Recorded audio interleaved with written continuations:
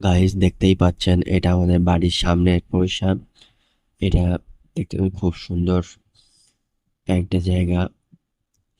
এরপরে আপনাদের দেখাবো বাড়ির পিছনে। হ্যালো গাইস,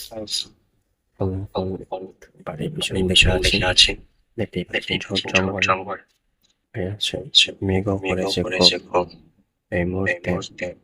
আর আপনাদেরকে দেখাবো যে আজকে একটা কাণ্ড হয়ে গেছে আমাদের এখানে, যে কলা গাছ আছে ওখান থেকে কলা চুরি হয়ে গেছে। তাই আপনাদের সতর্ক থাকতে হবে, কারণ কলা গাছ দেখতেই পাচ্ছেন যেন প্রচুর পরিমাণে কলা গাছ আছে, দেখতেই পাচ্ছেন। আর আপনাদের দেখতে পাচ্ছেন এই যে আমাদের পিছনে গাছের বাগান, আম গাছ আছে, কলা গাছ, আবার এখানে কচু গাছ আছে। আহ দেখতে পাচ্ছেন এই পাতা দেখতে পাচ্ছেন সর হয়ে আছে আম গাছের পাতা। আর এটা আমি বুঝতে পারিনি এটা কি গাছ এখনো। কেউ বলছে লিচু গাছ, কেউ বলছে সবেদা গাছ, কেউ বলছে ফুল গাছ। কার কথা শুনবো? আর এটা হলো সজনা গাছ, আপনারা চেনেন সজনা খান। এটা নারকেল গাছ, লেবু গাছ আছে, কচু গাছ। দেখতেই পাচ্ছেন তো গ্রামের পরিবেশ যেটা হয়, কত সুন্দর বিকেলের একটা আবহাওয়া। আর একটু করে আপনাদের দেখাই, তাই তো জঙ্গল হয়ে গেছে এবং কদিন পরে কেটে দেবো। তার আগে আপনাদেরকে দেখাচ্ছি যেটা কেমন একটা পজিশনে আছে। আর যেটা দেখতে পাচ্ছেন যে এখানে অনেক কাপড় পড়ে আছে, যেটা কাঠকুটো পড়ে আছে।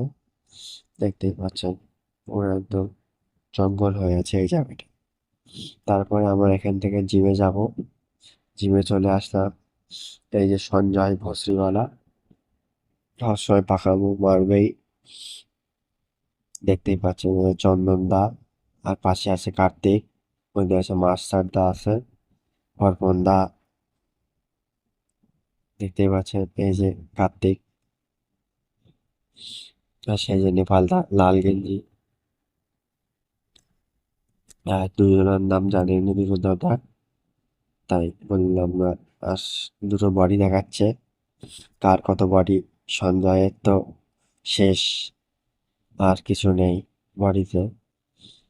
তারপরে আমরা একটু জলকরের দিকে গেলাম। জলকরের এখানে তবে বৃষ্টির পরে যে ভিউটা সেটাকে নিলাম। আর মেঘের ভিতরে সূর্য দেখা যাচ্ছে, এটা একটা সুন্দর একটা জাস্ট ওয়াও ভিউ যেটা বলতে পারেন। তাহলে আমরা ভিডিওটা এখানে শেষ করলাম। চ্যানেলটাকে সাবস্ক্রাইব করুন।